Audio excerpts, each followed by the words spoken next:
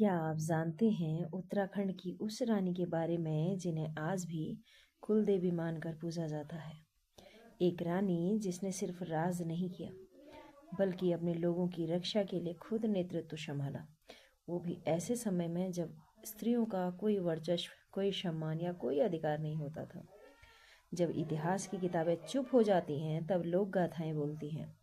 और आज की कहानी है कुमाऊं की कुल देवी कही जाने वाली जिया रानी की कहानी। तो कहानी में अंत तक बने रहिएगा। उम्मीद है आपको पसंद आएगी। यदि आप कहीं बाहर से सुन रहे हैं तो हमारे उत्तराखंड में कुल देवी देवताओं का शक्ति साम्राज्य कैसे स्थापित हुआ, ऐसी कहानियों को सुनने के लिए बने रहिएगा। तो आइए सुनते हैं जिया रानी जी की अद्भुत कहानी। राधे राधे। आज हम आपको उत्तराखंड की पहाड़ियों से जुड़ी एक ऐसी वीरांगना की कहानी सुनाने जा रहे हैं जिनका नाम भले ही इतिहास की किताबों में सीमित रूप से न मिलता हो, लेकिन लोकगीतों, जागरों, जन आस्था में वे आज भी जीवित हैं। यह कहानी है राजमाता मौला देवी, जिन्हें लोग श्रद्धा से जिया रानी के नाम से जानते हैं। उस समय में माता को जिया कहा जाता है, इसलिए उनका नाम जिया रानी के नाम से प्रख्यात हुआ। कहा जाता है कि कुछ नाम इतिहास लिखता है और कुछ नाम जनता की स्मृति। जिया रानी उन्हीं स्मृतियों में अमर है, क्योंकि इतिहास तो कभी कभी पढ़ा जाता है पर स्मृतियां सदैव जीवित रहती हैं। यह उस दौर की बात है जब उत्तराखंड छोटे छोटे राजवंशों और योद्धा कुलों में बटा हुआ था। न पक्की सड़कें थी, न आधुनिक सुविधाएं थी। कठिन भूभाग, सीमित संसाधन और बाहरी आक्रमणों का लगातार खतरा, यही जीवन की सच्चाई थी। ऐसे समय में नेतृत्व केवल राजगद्दी से नहीं, साहस और निर्णय से साबित होता था। मैदानी क्षेत्र में पुंडेर राजवंश का प्रभाव था। इसी राजघराने में राजा अमरदेव पुंडेर के यहाँ एक पुत्री का जन्म हुआ, जिसका नाम मौला देवी रखा गया। उनका पालन पोषण किसी सामान्य राजकुमारी की तरह नहीं हुआ। उन्हें शिक्षा, राजनीति, आध्यात्मिक साधना और युद्ध कुल सबका प्रशिक्षण दिया गया। वे दरबार, रणनीति और जिम्मेदारी के माहौल में पली बड़ी। समय के साथ वह बड़ी हुई, विवाह योग्य हुई। उनका विवाह कुमाऊं के कत्यूरी राजवंश में हुआ। राजा प्रीतम देव से, जो कि कत्यूरी राजवंश के राजकुमार थे, उनसे उनका विवाह हुआ। कत्यूरी राजवंश उस समय उत्तराखंड का प्राचीन और प्रतिष्ठित राजवंश माना जाता था। मंदिर निर्माण, सांस्कृतिक संरक्षण, क्षेत्रीय व्यवस्था में उनका बड़ा योगदान था। हमारे यहाँ लोकल क्षेत्र द्वाराहाट में कत्यूरी शासकों द्वारा कई स्मृतियां, कई मंदिर बनाए गए हैं जो कि आज भी विद्यमान है। यह प्रमाण उन शिलालेखों से मिलता है कि यह कत्यूरी शासकों द्वारा बनाए गए। कहीं कहीं कहा जाता है कि यह जब पांडव वनवास में थे कि तो उनके द्वारा बनाए गए हैं, और कहीं कहीं पर, लेकिन जो उनमें शिलालेख है उनमें यह लिखा गया है कि ये कत्यूरी राजवंशों द्वारा बनाए गए हैं। खैर, आगे बढ़ते हैं। लेकिन उस समय तक उनकी सत्ता कमजोर पड़ने लगी थी। उस राज्य में मजबूत नेतृत्व की जरूरत थी। यानी जिस समय मौला देवी का विवाह हुआ उसके पश्चात उनकी जो सत्ता थी वह कमजोर पड़ने लगी थी। अब उसे कोई मजबूत नेतृत्व करने वाला चाहिए था।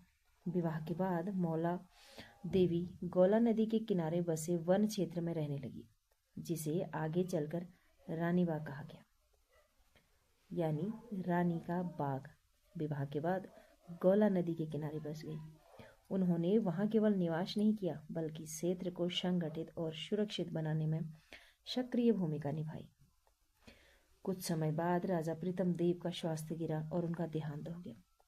राजगद्दी पर उनके छोटे पुत्र को बैठाया गया, लेकिन उसके अल्पायु के कारण शासन की पूरी जिम्मेदारी मौला देवी के कंधों पर आ गई। यहीं से एक रानी का रूप बदलकर एक वास्तविक शासक और संरक्षक का रूप सामने आने लगा। यानी जो रानी आज तक घूंघट में, घर में या केवल साज श्रृंगार में व्यस्त थी, अब वह शासन और संरक्षक के रूप में आने लगी। लोक मान्यताओं के अनुसार वे केवल नाम मात्र के शासक नहीं थी, वे सीधे जनता से जुड़ी थी, निर्णय लेती थी, व्यवस्था संभालती थी। जनता का भरोसा उनके साथ था। इसी दौर में लोग उन्हें राजमाता कहने लगे और स्थानीय बोली में माता को जिया कहने की परंपरा के कारण मौला देवी को जिया रानी कहलाने लगी। लेकिन मजबूत नेतृत्व हमेशा सबसे स्वीकार नहीं होता। यानी जब हमारी कीर्ति फैलती है तो उसके साथ साथ हमें गिराने वाले लोग भी साथ खड़े रहते हैं। दरबार में विरोध बढ़ा, ईर्ष्या बढ़ी, सवाल उठे। उधर बाहरी आक्रमणों का खतरा भी बढ़ रहा था। उत्तर भारत उस समय भारी उथल पुथल से गुजर रहा था। मैदानी इलाकों में सत्ता बदल रही थी, युद्ध सामान्य बात हो चुकी थी, आक्रमणकारियों का भय दूर दूर तक फैल चुका था। अच्छा, अब उस दौर में जिस राज्य की सत्ता किसी महिला के हाथ में होती थी तो वैसे ही उसे शासक कमजोर समझते थे, तो उस राज्य को हथियाने के लिए अक्सर हमले होते रहते थे। ऐसे समय में कई शासक समझौता चुनते, कुछ पीछे हट जाते, लेकिन जिया रानी ने अगला रास्ता चुना। उनके पास बड़ी स्थायी सेना नहीं थी, फिर भी उन्होंने गांव के युवाओं, किसानों, महिलाओं को संगठित किया, स्थानीय रक्षा दल बनाए, उन्हें चौकसी, समूह रणनीति के और क्षेत्र का लाभ उठाकर रक्षा करना सिखाया। उन्होंने लोगों को केवल हथियार उठाना नहीं सिखाया, उन्होंने उद्देश्य समझाया, घर, सम्मान और पहचान की रक्षा का उद्देश्य। लोक कथाओं के अनुसार पहली बड़ी भिड़ंत गोला नदी के किनारे हुई। जिया रानी की टुकड़ियों ने इलाके की भौगोलिक जानकारी का पूरा लाभ उठाया, आक्रमणकारी दल को आगे बढ़ने से रोका। यानी जिया रानी वहीं रहती थी तो वहां की भौगोलिक आकृति पत्ते पत्ते से वाकिफ थे, तो उन्होंने उसका फायदा उठाया,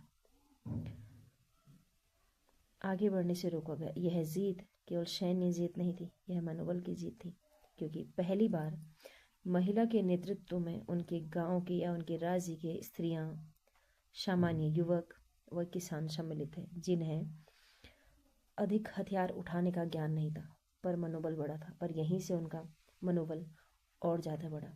इस सफलता की खबर पूरी घाटी में फैल गई। गांव की बैठकों, गीतों और कथाओं में एक ही स्वर में उठने लगा, जय जिया। यानी सभी गीतों में जिया रानी का जय जयकार होने लगा। लेकिन संघर्ष समाप्त नहीं हुआ था, यह तो मात्र शुरुआत थी। दुश्मन फिर लौटा, अधिक तैयारी के साथ। संख्या कम होने के बावजूद जिया रानी ने पीछे हटना स्वीकार नहीं किया, उन्होंने आत्मसमर्पण नहीं चुना।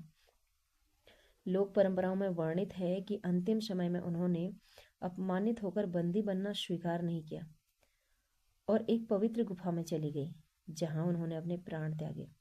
जनश्रुति कहती है कि उस स्थान पर आज भी चित्रशिला के रूप में पूजित है।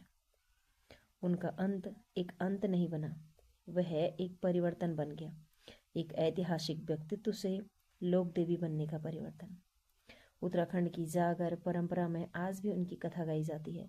ढोल, हुड़का और लोक स्वरों के बीच उनका स्मरण होता है। उन्हें साहस, न्याय और नारी दृढ़ता का प्रतीक माना जाता है।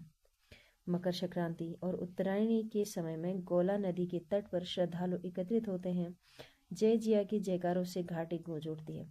रानी बाग क्षेत्र में उनका मंदिर है, जहां अनेक परिवार उन्हें कुल देवी के रूप में पूजते हैं। आज के समय में जब नारी सम्मान, सुरक्षा और समानता की बात होती है, जिया रानी एक स्वदेशी आदर्श के रूप में सामने आती है। नेतृत्व, साहस और आत्मसम्मान का आदर्श। झांसी की रानी या अन्य वीरांगनाओं को तो सभी जानते हैं, पर इतिहास के इन बहुचर्चित पन्नों में शायद जिया रानी का नाम ना हो, किंतु वे हमारी स्मृति हैं। क्योंकि हम उत्तराखंड के वासी हैं तो हमें अपने देश, अपने राज्य की, अपने निजी स्थानों की वीरांगनाओं या ऐसे लोक कथाओं की जानकारी होनी चाहिए। यह कहानी हमें याद दिलाती है कि इतिहास केवल कागज में नहीं लिखा जाता, वह लोगों के विश्वास, गीतों और स्मृतियों में भी जीवित रहता है। और जिया रानी उसी जीवित इतिहास का नाम है।